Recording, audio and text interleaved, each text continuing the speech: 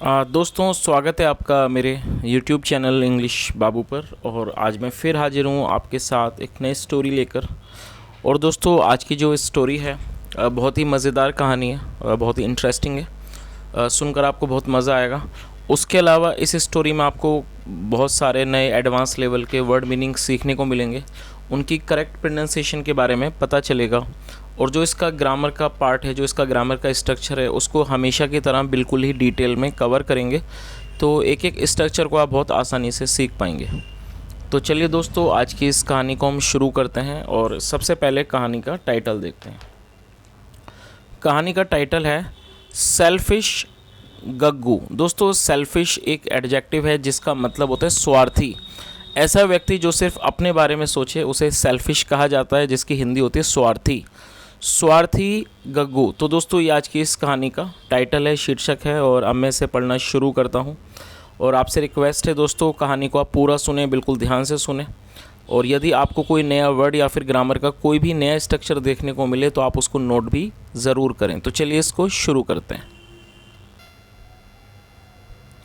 Once upon a time there was a selfish man named Gaggu. क्या मतलब हुआ दोस्तों? ये जो हमारा वाक्य है there was a selfish man, ये हमारा सिंपल पास्ट का वाक्य है। जब हम पास्ट में कोई भी ऐसा वाक्य बनाते हैं जहाँ पर वॉज या वर का प्रयोग किया जाता है हेल्पिंग ऑफ के रूप में, और किसी भी नाउन या फिर एडजेक्टिव को लेकर वाक्य को बनाया जाता है, इस तरह का वाक्य सिंपल पास्ट का वाक्य कहलाता है। और आपको एक और चीज़ का ध्यान रखना है कि यदि वाक्य की शुरुआत देयर से होती है तो देयर का वहाँ पर कोई भी अर्थ नहीं होता है, उसका वहाँ पर कोई भी मीनिंग, कोई मतलब नहीं होता है। देयर का प्रयोग सिर्फ वाक्य को बनाने में किया जाता है। तो इस लाइन का क्या मतलब हुआ? Once upon a time. Once upon a time मतलब एक समय की बात है। There was a selfish man मतलब एक स्वार्थी आदमी था। नेम्ड गग्गू। नेम्ड गग्गू मतलब गग्गू नाम का, या कह सकते हैं गग्गू नामक। तो इस पूरी लाइन का क्या मतलब हुआ? एक समय की बात है, एक स्वार्थी आदमी था, गग्गू नाम का, या कह सकते हैं गग्गू नामक एक स्वार्थी आदमी था। He was so greedy that he wanted to own everything। क्या मतलब हुआ? He was so greedy। दोस्तों, ये भी हमारा सिंपल पास्ट का वाक्य है जहाँ पर was का प्रयोग किया गया हेल्पिंग ऑफ के रूप में, और साथ में एडजेक्टिव को लेकर वाक्य बनाए गए। ग्रीडी एक एडजेक्टिव है जिसका मतलब होता है लालची। He was so greedy मतलब वह बहुत लालची था। That इतना कि ही वॉन्टेड टू ऑन। दोस्तों, ये जो हमारा वाक्य है ये हमारा पास्ट इंडेफिनिट का अफर्मेटिव वाक्य है। और जब आप पास्ट इंडेफिनिट में कोई भी अफर्मेटिव का वाक्य बनाते हैं तो वहाँ वर्ब की सेकंड फॉर्म का प्रयोग किया जाता है। और यदि उसके बाद दूसरी वर्ब आती है तो उसके बाद आपको टू के बाद वर्ब की फर्स्ट फॉर्म का प्रयोग करना होता है। और ऑन का मतलब होता है किसी चीज़ पर अधिकार जमाना, किसी चीज़ का मालिक बनना, उसे ऑन कहा जाता है। तो इस लाइन का क्या मतलब हुआ? He wanted to own everything मतलब वह हर चीज़ का मालिक बनना चाहता था, वह हर चीज़ पर अधिकार करना चाहता था। तो इस पूरी लाइन का क्या अर्थ हुआ कि he was so greedy that he wanted to own everything मतलब वह बहुत लालची था कि वह हर चीज़ पर अधिकार चाहता था, या कह सकते हैं हर चीज़ का मालिक बनना चाहता था। चलिए आगे देखिए। He could not share his belongings with anyone, not even his friends। क्या मतलब हुआ दोस्तों? ये जो belonging है इसका मतलब होता है वस्तुएं, सामान। जो चीज़ किसी से संबंधित होती है, चीज़ें, उसे belonging कहा जाता है। He could not share his belongings मतलब वह अपनी चीज़ों को शेयर नहीं करता, मतलब शेयर नहीं कर पाता था। साझा, शेयर का मतलब होता है किसी चीज़ को साझा करना, किसी से बांटना उस चीज़ को। तो क्या मतलब हुआ कि he could not share his belongings मतलब वह अपनी चीज़ों को, जो उसका सामान था, जो उसकी वस्तुएं तो वो उनको वो साझा दूसरों के साथ बांट नहीं पाता था। विद एनीवन मतलब किसी के साथ भी। नॉट इवन हिज फ्रेंड्स मतलब यहाँ तक कि अपने दोस्तों के साथ भी। वन डे एक दिन, he lost a sack containing 30 gold coins. क्या मतलब हुआ दोस्तों? ये भी हमारा पास्ट इंडेफिनिट का वाक्य है और आप इस वर्ड को नोट कर सकते हैं। LOOS sorry LOSE lose, lose का मतलब होता है खोना या फिर गंवा देना, और ये उसकी सेकंड फॉर्म है लॉस्ट, LOST। तो ये भी हमारा पास्ट इंडेफिनिट का वाक्य है जहाँ पर सेकंड फॉर्म का प्रयोग किया गया है, और जिसका मतलब मैं आपको बताया कि जिसका मतलब होता है खोना। वन डे, एक दिन, ही लॉस्ट, उसने खो दिया, अ सैक, सैक का मतलब होता है झोला या थैला, जो उसका एक झोला था, थैला था, उसने खो दिया।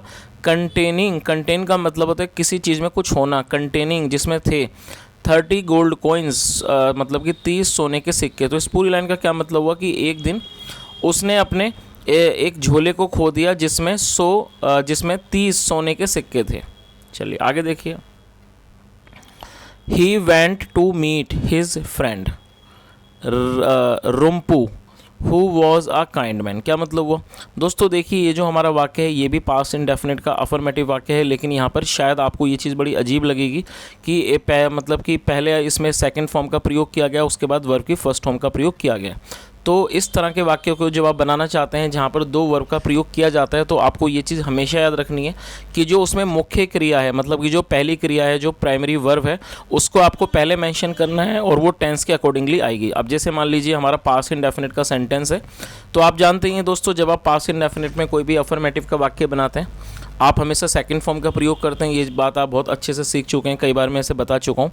लेकिन जब आप उसमें एक और वर्ब जोड़ना चाहते हैं तो उससे पहले आपको टू लगाना होगा, और टू के बाद हमेशा ही वर्ब की फर्स्ट फॉर्म का प्रयोग किया जाता है, इर्रिस्पेक्टिव ऑफ चैप्टर। मतलब उसके अलावा वो कोई भी टेंस हो, उससे कोई फ़र्क नहीं पड़ता। लेकिन जब आप दूसरी वर्ब लगाएंगे तो उससे पहले टू लगाया जाएगा, और टू के बाद हमेशा ही वर्ब की फर्स्ट फॉर्म लगाई जाती है। तो आप इस चीज़ को भी याद रखें। तो ये हमारी गो की सेकंड फॉर्म है वेंट, और ये वर्ब की फर्स्ट फॉर्म है मीट, जिसका मतलब होता है मिलना। तो इस लाइन का क्या मतलब हुआ? He went to meet his friend Rumpu, मतलब वह अपने दोस्त रुम्पू से मिलने गया।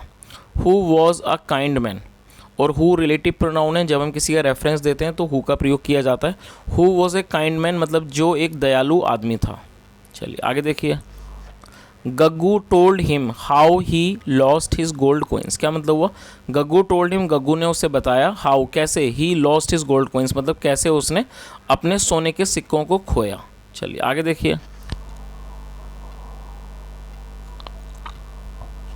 दैट इवनिंग मतलब कि उस शाम, Rumpu's daughter found the sack of 30 gold coins while returning home from an errand. क्या मतलब हुआ?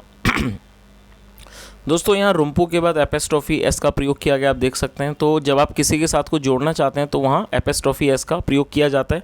रुम्पूज डॉटर का मतलब हुआ रुम्पू की बेटी। तो इसका क्या मतलब हुआ? दैट इवनिंग मतलब उस शाम, रुम्पूज डॉटर रुम्पू की बेटी, फाउंड द सैक मतलब उसने थैला पाया, उसे थैला मिल गया, वो जो सैक था, ऑफ 30 गोल्ड कोइंस, ऑफ मतलब 30 सोने के सिक्कों वाला जो थैला था उसको पाया। वाइल रिटर्निंग मतलब जब वो लौट रही थी, फ्रॉम होम घर लौट रही थी, फ्रॉम एन एरंड, एरंड मतलब काम, जब वो एक मतलब काम से अपने घर लौट रही थी।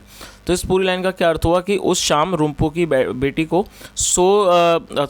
30 सोने के सिक्कों वाला जो थैला था वो पाया, जब वो किसी काम से मतलब जब वो अपने घर लौट रही थी किसी काम से। When she arrived home जब वह घर आई, और ये अराइव का मतलब आना सेकंड फॉर्म है। When she arrived home जब वह घर आई, she told her father उसने अपने पिता को बताया, what she had found कि उसको क्या मिला था। चलिए आगे देखिए। रुम्पू told her रुम्पू ने उसे कहा, these gold coins belong to my friend। Belong का मतलब होता है किसी चीज़ का मालिक होना, किसी से कोई चीज़ संबंधित होना। उसने तो रुम्पू के ने उसको क्या बताया? These gold coins belong to my friend मतलब ये जो सोने के सिक्के हैं वो मेरे दोस्त के हैं। एंड देन और फिर ही सेंट फॉर गग्गू और फिर वो उसने गग्गू को बुलवाया। चलिए आगे देखिए। और दोस्तों यहाँ पर आप इस चित्र को भी देख सकते हैं कि ये जो व्यक्ति है रुम्पू, ये उसकी बेटी है जो अपने पिता को वो जो थैला है सोने का सिक्कों का वो दिखा रही है। चलिए अब हम आगे कहानी को कंटिन्यू करते हैं। व्हेन सेल्फिश गग्गू अराइव्ड मतलब कि जब स्वार्थी गग्गू आया। ही टोल्ड हिम उसने उसे बताया, हाउ कैसे, his daughter had found his gold coins की मतलब कैसे उसकी बेटी को उसके सोने के सिक्के जो थे वो मिले थे। And handed them to him, handed का मतलब होता है थमा देना। And handed them to him और उसने उन्हें वो मतलब कि एंड हैंडेड दैम, और ये जो दैम है वो सोने के सिक्कों के लिए यूज़ किया गया। हैंडेड दैम उनको थमा दिया, टू हिम उसको। चलिए आगे देखिए। After counting the gold coins, Gaggu said, count मतलब गिनना और आफ्टर मतलब बाद में, after counting the gold coins, सोने के सिक्कों को गिनने के बाद, गग्गू सेट, गग्गू ने कहा, फ्रेंड मतलब कि दोस्त, I had lost 40 gold coins and these are only 30। क्या मतलब हुआ दोस्तों, इस वाक्य में आप देख सकते हैं यहाँ पर हैड का प्रयोग किया गया और साथ में ये जो लॉस्ट है ये लूज की थर्ड फॉर्म है। तो जब हम किसी भी वाक्य में हेड के साथ वर्ब की थर्ड फॉर्म का प्रयोग करते हैं तो इस तरह का जो वाक्य है वो पास्ट परफेक्ट का सेंटेंस कहलाता है। तो आप इस चीज़ को याद रखें, जब आप कोई भी ऐसा वाक्य बनाते हैं जहां वाक्य की टेल पर चुका था, चुकी थी, या आया था, या था, जैसे शब्द आते हैं जो जहाँ पर हमें ये पता चले कि पास्ट में कोई क्रिया पूरी हो चुकी है, तो इस तरह का जो वाक्य है वो पास्ट परफेक्ट का वाक्य कहलाता है, जहाँ पर हेड के साथ वर्ब की थर्ड फॉर्म का प्रयोग किया जाता है। तो उसने क्या कहा, friend I had lost 40 gold coins, मतलब मैंने 40 सोने के सिक्कों को खोया था, एंड दीज आर ओनली 30, और ये सिर्फ 30 हैं। Your daughter must have taken the 10 gold coins, क्या मतलब हुआ। और दोस्तों इस वाक्य के अंदर यहाँ पर ये मस्ट हैव के साथ वर्ब की थर्ड फॉर्म का प्रयोग किया गया है, और मैं आपको इसके स्ट्रक्चर के बारे में समझा देता हूँ। ये जो हमारा सेंटेंस है ये फ्यूचर परफेक्ट का सेंटेंस है। जब आप फ्यूचर परफेक्ट में कोई ऐसा वाक्य बनाते हैं जहां पर आप ये शो करना चाहते हैं कि कोई क्रिया पूरी हो चुकी होगी, तो इस तरह का जो वाक्य है वो फ्यूचर परफेक्ट का वाक्य कहलाता है। और यदि वहां पर मस्ट का प्रयोग किया जाता है तो उसमें हिंदी के अंदर अवश्य ही आता है। तो क्या मतलब हुआ, your daughter must have taken the 10 gold coins, मतलब आपकी बेटी ने अवश्य ही या कह सकते हैं जरूर ही 10 सोने के सिक्के ले लिए होंगे। आस्क हर, उसको पूछो, आस्क हर मतलब उसको कहो, to give them to me मतलब उसे उनको मुझे देने को कहो। But the girl's father refuse का मतलब होता है मना कर देना, but the girl's father refused to believe his friend, क्या मतलब हुआ, लेकिन जो लड़की के पिता थे रिफ्यूज, उन्होंने इनकार कर दिया, मना कर दिया, टू बिलीव हिज फ्रेंड, अपने दोस्त की बात को मानने से, बिलीव करने से, विश्वास करने से मना कर दिया। चलिए आगे देखिए। गग्गू देन थ्रेटेंड रुम्पू, क्या मतलब हुआ दोस्तों, THREAT थ्रेट, अगर आप इसको थ्रेट पढ़ेंगे यहाँ तक तो ये थ्रेट का मतलब हो जाएगा धमकी, जो कि एक नाउन है, लेकिन आप थ्रेट के बाद EN जोड़ते हैं तो ये वर्ब बन जाएगी थ्रेटन। थ्रेटन मतलब धमकाना, धमकी देना, और ED लगाने के बाद ये सेकंड फॉर्म हो जाएगी। तो ये हमारी थ्रेटन की सेकंड फॉर्म है जिसका मतलब होता है धमकाना। तो आप इस वर्ड को नोट कर सकते हैं, थ्रेटन मतलब धमकाना और ये सेकंड फॉर्म है थ्रेटन। तो क्या मतलब हुआ, गग्गू देन थ्रेटेंड रुम्पू, मतलब फिर गग्गू ने रुम्पू को धमकाया। I will recover the 10 gold coins from you, recover का मतलब होता है बरामद करना, हासिल कर लेना। उसने क्या कहा कि I will recover the 10 gold coins from, मतलब मैं आपसे 10 सोने के सिक्के बरामद कर लूँगा। सेइंग सो, ऐसा कहते हुए, ही लेफ्ट द गोल्ड कॉइन्स, उसने सोने के सिक्कों को छोड़ दिया, देयर वहाँ छोड़ दिया, and went to the court, और वो कोर्ट चला गया, मतलब कि न्यायालय चला गया। ही इन्फॉर्म्ड द जज, इन्फॉर्म का मतलब होता है सूचित करना, ही इन्फॉर्म द जज, उसने जज को सूचित किया, about what had taken place, और टेक प्लेस का मतलब होता है घटित होना, और ये थर्ड फॉर्म है। तो क्या मतलब हुआ, ही इन्फॉर्म्ड द जज about what had taken place, मतलब उसने जज को इस बारे में सूचित किया कि क्या हुआ था, बिटवीन हिम एंड रुम्पू, उसके और रुम्पू के बीच में। चलिए आगे देखिए। द जज sent for the girl and her father, जो जज साहब थे उन्होंने लड़की को और उसके पिता को बुलवाया। एंड व्हेन दे अराइव्ड, और जब वे आए, ही आस्क्ड द गर्ल, उन्होंने उससे पूछा, how many gold coins did you find. दोस्तों ये जो हमारा वाक्य है ये पास्ट इंडेफिनिट का इंट्रोगेटिव सेंटेंस है, और जब आप पास्ट इंडेफिनिट में कोई भी इंट्रोगेटिव का वाक्य बनाना चाहते हैं तो वहाँ पर डिड का प्रयोग करते हैं, साथ में वर्ब, डिड के बाद सब्जेक्ट लगाया जाता है, उसके बाद वर्ब की फर्स्ट फॉर्म। और यदि उसके अंदर कोई इंट्रोगेटिव वर्ड मतलब कि प्रश्नवाचक शब्द को भी आप जोड़ना चाहते हैं तो उसे सबसे आगे पहले मेंशन किया जाता है। तो हाउ मैनी गोल्ड कॉइन्स, ये पूरा का पूरा हमारा इंट्रोगेटिव वर्ड है, जिसका मतलब हो हाउ मैनी गोल्ड कॉइन्स, कितने सोने के सिक्के, उसके बाद हेल्पिंग और फिर सब्जेक्ट फिर वर्ब की फर्स्ट फॉर्म। तो इस तरह से आप इंट्रोगेटिव सेंटेंस बना सकते हैं पास्ट इंडेफिनिट में। तो क्या मतलब हुआ, ही आस्क्ड द गर्ल, उन्होंने लड़की से पूछा, how many gold coins did you find, मतलब आपको कितने सोने के सिक्के मिले या आपको कितने सोने के सिक्के पाए। 30 gold coins replied the girl, मतलब 30 सोने के सिक्के, रिप्लाइड द गर्ल, लड़की ने जवाब दिया। चलिए आगे देखिए। द जज देन आस्क्ड गग्गू, फिर जज साहब ने गग्गू से पूछा, how many gold coins did you lose, क्या मतलब हुआ। और दोस्तों ये जो वर्ड है ऑलरेडी मैं आपको बता चुका हूँ और इसकी स्पेलिंग भी आप इसे दोबारा से नोट कर सकते हैं, LOSE, लूज़। और इसे लॉस नहीं पढ़ना है, इसे लूज़ पढ़ना है, जिसका मतलब होता है खोना या फिर गंवाना। और इसकी सेकंड और थर्ड फॉर्म है लॉस्ट, LOST। तो आप तीनों फॉर्म लिख लीजिए। तो इस पूरी लाइन का क्या मतलब हुआ, द जज देन आस्क्ड गग्गू, फिर जज साहब ने गग्गू से पूछा, how many gold coins did you lose. और ये भी दोस्तों हमारा पास्ट इंडेफिनिट का इंट्रोगेटिव सेंटेंस है, जहाँ पर डिड का प्रयोग किया गया हेल्पिंग वर्ब के रूप में। और जैसा मैंने आपको बताया कि डिड के बाद सब्जेक्ट लगाया जाता है और उसके बाद वर्ब की फर्स्ट फॉर्म आती है।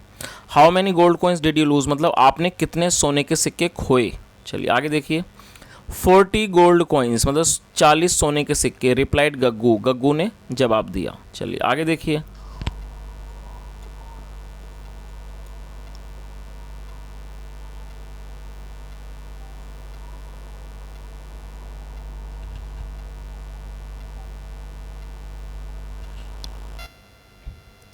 द जज सैड, जज साहब ने कहा, Gaggu the gold coins do not belong to you because the girl found 30 and not 40 as you claim to have lost। क्या मतलब हुआ दोस्तों, लंबा सेंटेंस है, चलिए इसका मतलब देख लेते हैं क्या मतलब हुआ। द जज सेड, जो जज साहब थे उन्होंने कहा, Gaggu the gold coins do not belong to you. Belong का मतलब होता है संबंधित होना, मतलब कि जो सोने के सिक्के do not belong to you वो आपके नहीं हैं। बिकॉज क्योंकि द गर्ल फाउंड 30, क्योंकि जो लड़की है उसको 30 मिले, एंड नॉट 40, 40 नहीं, एज यू क्लेम, जैसा आप बोलते हो, जैसा आप दावा करते हो, टू हैव लॉस्ट, खो देने का। तो दोस्तों इस पूरी लाइन का मतलब आपको समझ में आ ही गया होगा कि जो जज साहब थे उन्होंने क्या कहा कि गग्गू ये जो सोने के सिक्के हैं ये आपके नहीं हैं, क्योंकि लड़की को जो है वो 30 सोने के सिक्के मिले, 40 नहीं, जैसा कि आप दावा करते हो खोने का। मतलब आप 40 खोने का दावा करते हो, लेकिन जो लड़की है उसको सिर्फ 30 मिले हैं, इसलिए ये सिक्के आपके नहीं हैं। He then looked at the girl, फिर उन्होंने लड़की को देखा, एंड सेड टू हर, और उससे कहा, take the gold coins with you. Take का मतलब होता है लेना या फिर ले जाना। Take the gold coins with you मतलब आप अपने साथ सोने के सिक्के ले जाओ।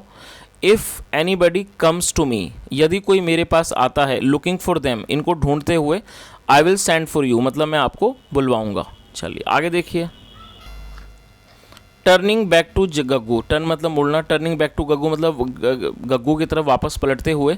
द जज सेड, जज ने कहा, if anybody reports to me मतलब यदि कोई भी रिपोर्ट करता है, मुझे खबर देता है, दैट की they have found 40 gold coins की उन्हें 40 सोने के सिक्के मिले हैं, I will send for you मैं आपको बुलवाऊंगा या मैं आपके लिए भेज दूंगा।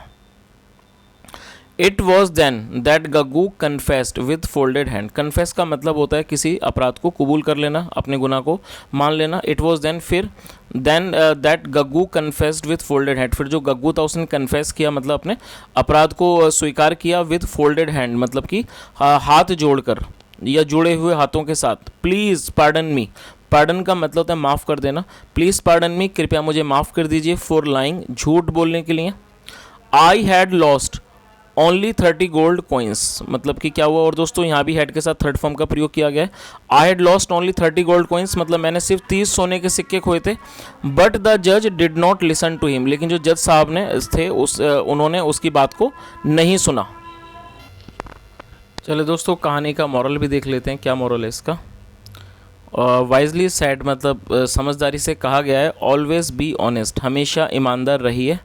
एज जैसे कि डिसऑनेस्टी नेवर पेज मतलब जो बेईमानी होती है, डिसऑनेस्टी होती है, उसका कभी कोई फल नहीं मिलता है। तो दोस्तों ये आज की एक छोटी सी कहानी थी। मैं उम्मीद करता हूँ कहानी आपको अच्छी लगी होगी, और यदि मेरा पढ़ाने का प्रयास भी आपको अच्छा लगा हो तो आपसे रिक्वेस्ट है वीडियो को आप ज़रूर लाइक करें, शेयर करें, चैनल को सब्सक्राइब करें। और आज के स्टोरी में यदि आपने कोई नया वर्ड सीखा हो तो कमेंट के माध्यम से ज़रूर बताएं। सुनने के लिए thank you so much, have a nice day and bye.